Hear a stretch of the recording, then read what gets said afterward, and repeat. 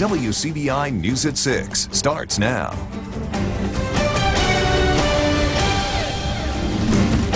Good evening, everyone. It's primary runoff day across Mississippi, but in some areas, things haven't been going too smoothly. That's right. Some Calhoun County voters faced problems when trying to cast their ballots in the governor's race. Circuit Clerk Carlton Baker says he was first made aware of the problem this morning. He says a voter called his office to let him know about a machine that was changing her vote. A few hours later, a poll worker at a precinct in Vardaman was called to assist a voter experiencing the same problem. Baker says his team immediately got to work.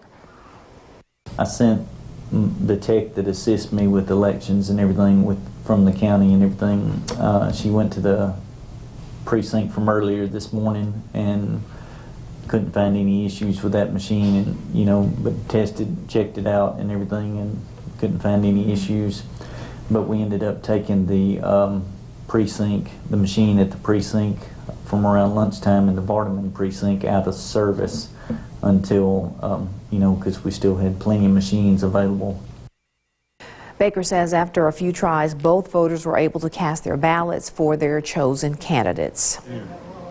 And here's a look at actually what they were experiencing. The voting issue started earlier today. A malfunctioning voting machine in Lafayette County went viral on social media this morning. In the video, you see a person select Bill Waller Jr. on their ballot for governor in the Republican runoff, but the machine moves the vote to the box for Tate Reeves' name.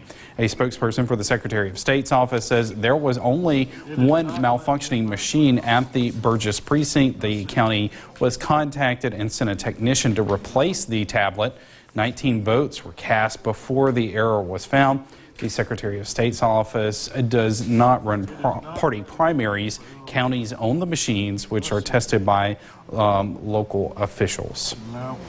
Well, today's voting will determine, of course, which candidates will secure spots on the November general election ballot. Yeah, our Quentin Smith is checking in on the activity in Oktibbeha County. So, Quentin, how has the turnout been so far?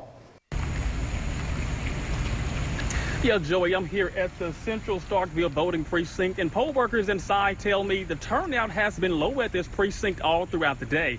They say a large part of that is due to the fact that there aren't any local races going on in Oktibbeha County tonight. It's strictly statewide races.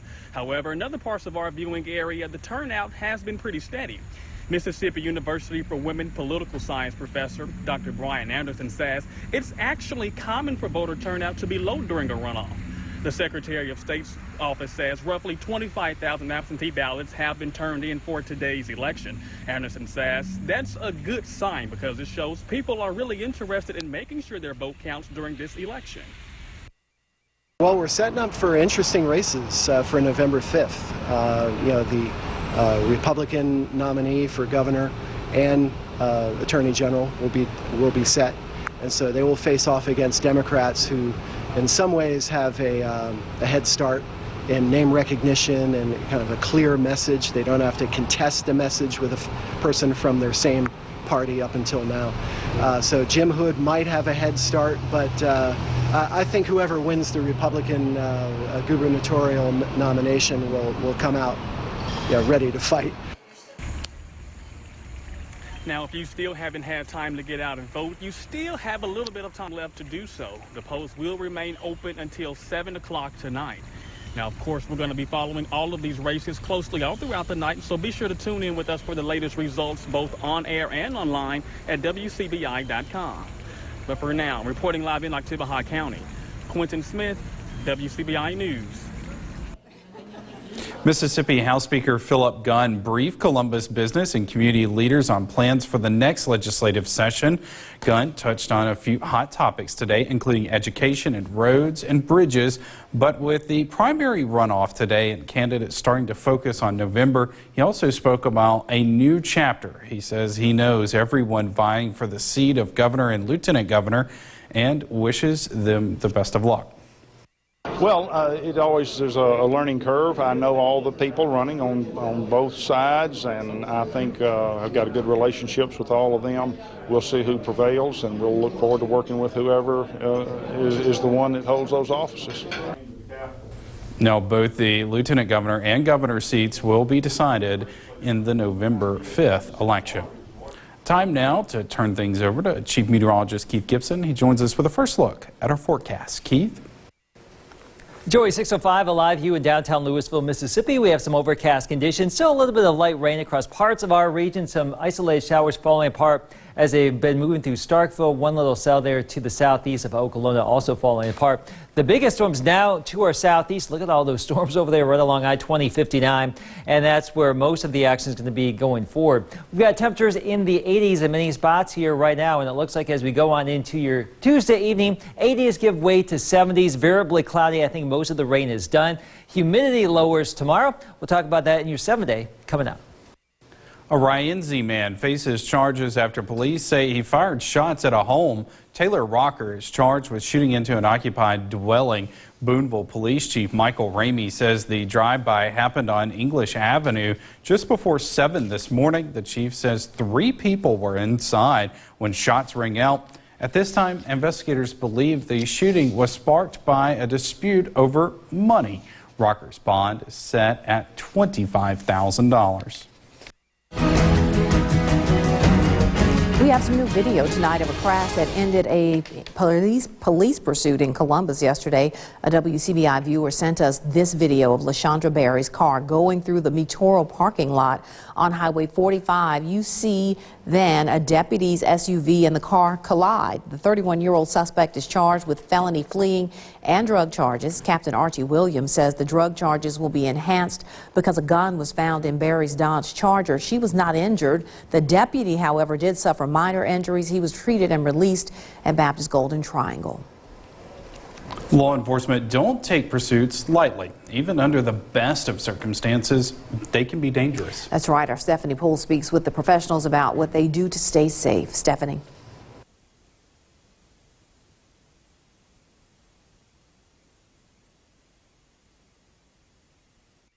Law enforcement officers do their best to avoid pursuits, but sometimes they have to make that call. While each department has different practices and policies to follow, Mississippi Highway Patrol Sergeant Derek Beckham says one rule remains consistent: handle it safely. It's just kind of in our training to try and make that stop as safely as we can, but to see why this person may be fleeing. You never know what they may just been involved in. So, it's just very important to us to make sure we make that stop, but we got to make it safely. According to Beckham, most car chases begin after a driver refuses to pull over. Beckham says whether if it's due to drugs, crime, or even a suspended license, officers must analyze the setting and the possible route of the chase. You have to be aware of timing, weather, possible traffic. If it's heavy, you have to take all that into consideration, be responsible, make sure we don't hurt anyone, as far as the innocent bystanders and traveling motorists.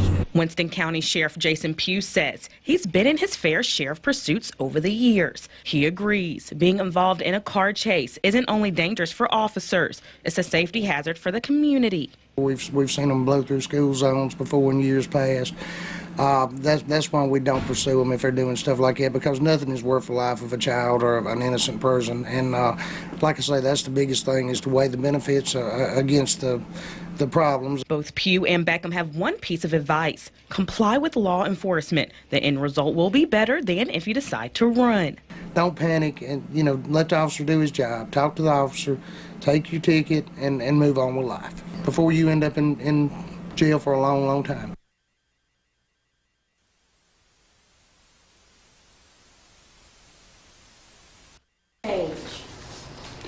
Columbus law enforcement and residents are mourning the passing of Captain Stacy Deans. Deans led the Criminal Investigations Division at the Columbus Police Department since June of 2018. His death comes after a lengthy battle with spinal problems. Our Cash Matlock joins us live from CPD with more on how the community is reacting to the news. That's right, you guys. Just this past Saturday, Deans attended a fundraiser in Columbus in his honor. Now, members of the Columbus Community Benefit Committee who put on that event say they are shocked and deeply saddened by the news of his passing. Disbelief. That's how Julie Parker, a member of the Columbus Community Benefit Committee, describes her reaction when she heard of Captain Stacy Dean's passing. We were just shocked and saddened by the news of Captain Dean's death this morning. Not anything that we anticipated, especially coming off of the benefit on Saturday. Those who spent time with Officer Deans at the Saturday event said he was in good spirits. I think Saturday was a testament to who he is as an individual.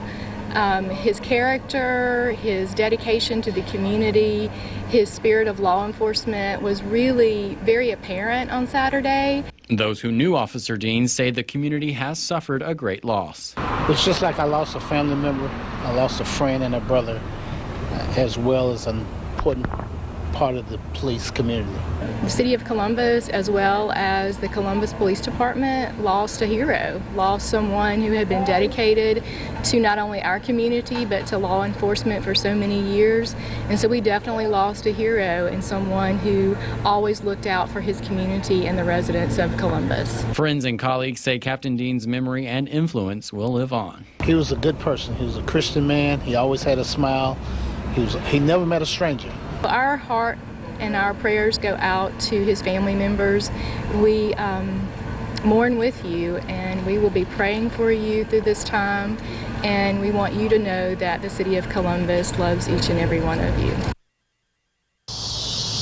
Well, Officer Deans passed away at a medical facility in Baldwin this morning. Funeral arrangements have yet to be made. Reporting in Columbus, Cash Matlock, WCBI News. Coming up, residents in Itawamba County will soon have a better connection with the world. And we take a look at who's making it possible when we come back. WCBI election coverage is brought to you by Bank First. Bank First, a better way to bank. Member FDIC. You're watching WCBI News at 6 with Andrea Self and Joey Barnes. An area telephone company is helping bridge the digital divide. Senator Roger Wicker and FCC Chairman Ajit Pai were in Fulton to announce high-speed internet service through the Fulton Telephone Company. The FTC had been laying the high-speed lines as part fiber to the home. The program's goal is to bring high-speed internet to rural areas across the country. This is all about education. It's about job creation. It's about living life better and making a better future for people and for families. Better health care, precision agriculture. As chairman of the Senate Commerce Committee, Senator Wicker has been a champion of making sure that every American, every Mississippian gets equal opportunity to succeed. And in the 21st century, increasingly, that means access to digital technologies. And taking our cue from Senator Wicker, we've made closing that digital divide our top priorities. High-speed or broadband service will soon be available to all 3,500 customers of the Fulton Telephone Company. Well, we are still warm Wednesday, 88 degrees. We will become mostly sunny. Humidity, though, will be on the way down for a change, and that's going to stay with us for the rest of the week. Details are coming up next. Your WCBI First Alert AccuWeather forecast with Chief Meteorologist Keith Gibson. Showers and thunder showers here across our region today in the Columbus area. Looking back to the north, really in northern Lowndes County and southern Lowndes County, just south of Columbus, we got some pretty good rain. In downtown proper, not too much here today, but some of you got a pretty good soaking. A little bit of a radar tour right now shows a lot of the storm cells going away, so we really don't have a lot of rain in our area right now. Most of that now shifting along and southeast of I-20 right there into central Alabama.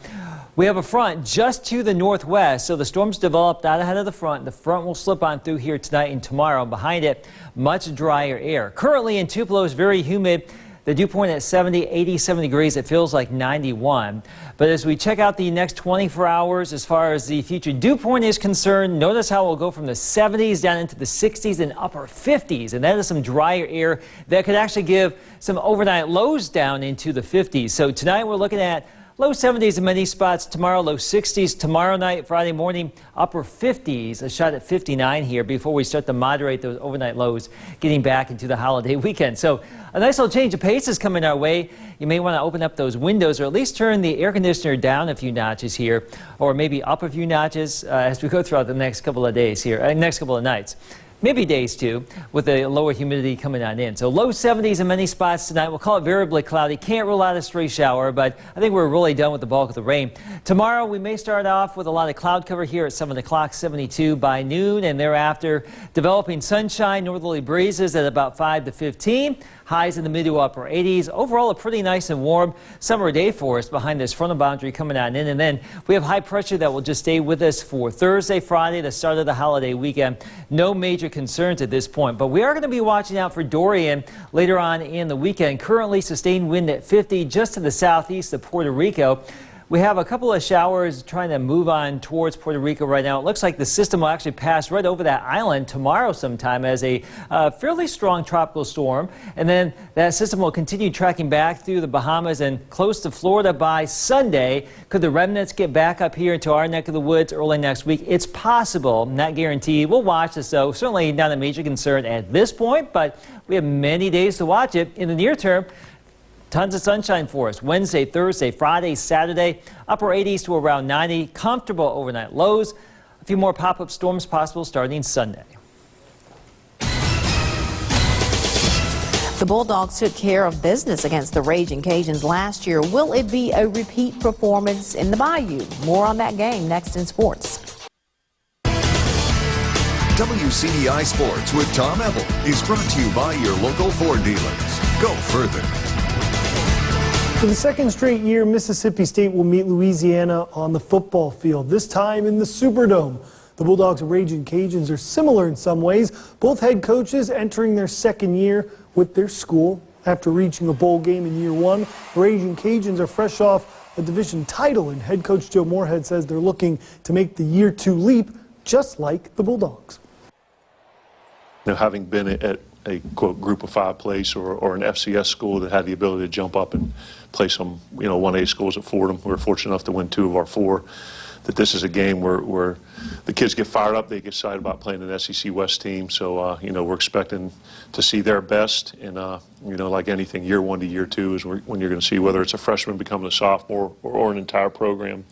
You see the most improvement in that year 1 to year 2 jump. So I'm expecting to see the same from them. Memphis prepares for the Ole Miss Rebels. The rivalry pitting two schools that are 80 miles apart from each other. For the Tigers, it's about making a statement early, and head coach Mike Norvell saying his team is looking forward to facing an SEC program. This is a game that we got to go out there and prove ourselves.